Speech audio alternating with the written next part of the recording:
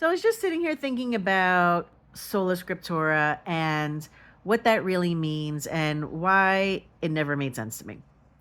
I'm a history buff. So I'm thinking, okay, fine, Bible alone, sola scriptura, whatever, whatever. Fine. And then I was thinking about America and people talking about the Constitution. And I was thinking, if we were to look at the Constitution or the Declaration of Independence and think that we have any clue about what America really looks like, no, it doesn't work. We have 200 years, let's say, of history in our country based on the Declaration of Independence and the Constitution. And it's pretty safe to say that the words written on paper and how they are implemented are two different things. And how they have been implemented over the years are two different things, given the laws of the land say this. If we look at the laws of the land and what it says, how it's implemented and how it's changed, it's very different. For better or for worse, good and bad, ugly, it is what it is. It's very different to have 13 colonies and then grow into 50 states and try to run the 50 states the way you ran the 13 colonies. Really difficult. And so it got me thinking about the Bible and how if you're going Bible alone, you are completely throwing away 2,000 years of history, which makes no sense personally, but whatever. 2,000 years of history, you've just, doesn't exist. And you're saying what Gillette, the apostolate, priestess, thinks the Bible said that the Catholic Church gave me is wrong. They're wrong. My interpretation of that is right. And then Billy Bob down the street, his interpretation of the Bible that the Catholic Church gave him is the only right interpretation. And the Catholic Church is wrong, but Billy Bob knows it. And he knows it. And he knows that Gillette, or whatever her name is, down the street, she's wrong. But John Bob, who has his own church down the street, now his interpretation of the Bible that the Catholic Church gave him is right, but the Catholic Church is wrong. So they all agree that the Catholic Church is wrong. They gave them that Bible and takes the 2,000-year history into account, but each one of them is right because the other one is wrong.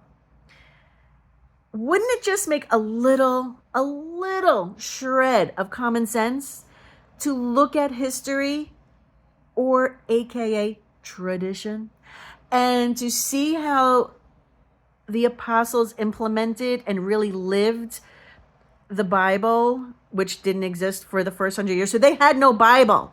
So if they had no Bible for the first 350, almost 400 years, what were the apostles going by?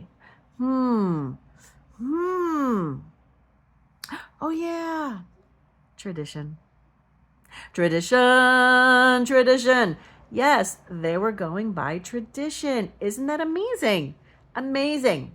So, if tradition was good enough for the apostles, and if tradition was good enough for the apostles of the apostles, and if tradition was good enough for the disciples of the disciples of the apostles, and the disciples of the disciples of the disciples of the apostles, and so on and so on and so on, 2,000 years later, it should be good enough for you. Now, can you realistically say corralling 12 new believers is the same as corralling 10,000 believers? Is the same as corralling 40,000? Now you have 1 billion, 2 billion believers minimum. I mean, I know there's more, but let's just say we have 2 billion believers. Can you have all the same rules for the 2 billion that you might have had for the 12? No. If you've ever lived in a small town, you can't always have the same rules in a small town where you can be much more free with your rules than maybe in a major city. In some ways, and it goes vice versa. But let's just suffice to say, the more people you have, the more chaotic it gets, the more if, ands, or buts you have. So you have to have more, I guess, rules. It's like having your own company as a one-man show, then having employees and having 3 employees, and then having a corporation with 1,000 employees. We all know you have to have a lot more rules that maybe you didn't have in the beginning because you didn't need them because everybody towed the line. But now you got 1,000 people that are just running crazy. So suffice it to say, to throw away tradition and 2,000 years of knowledge and history is just frigging ignorant. It's stupid. It makes no sense whatsoever. You might not like all the things that you read, but they are the truth. And I might not like all the things I read, but it is the truth. I might want to interpret the Bible the way I want to interpret it to make it say what I want, darn it. That doesn't mean it's right. And I have to get over myself, and I have to get over my ego, and I have to get over my ignorance and thinking that I know more than Thomas Aquinas. Really? That I know more than Padre Pio? That I know more than St. Augustine? That I know more than Mother Teresa? That I know more than Pope Pius X? Are you kidding me? That I know more than Clement? Pope Clement? Or that I know more than, take your pick. We got 2,000 years of people that I don't know more than, and I would not be so ignorant to think that I know more than them and to preach the Bible in a way that completely dismisses the majority of history's teachings. That just makes no sense. So, in conclusion, read the early church fathers. You don't have to like it, but they're facts. And if you really care about your faith, you will look at facts and you will have an open mind to say, I was wrong. I do it all the time, honestly. I do.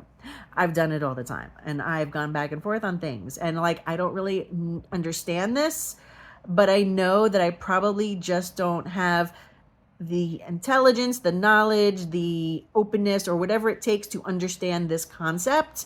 But I really believe that these people on this issue really know what they're talking about. I'm just not there yet. And that's okay.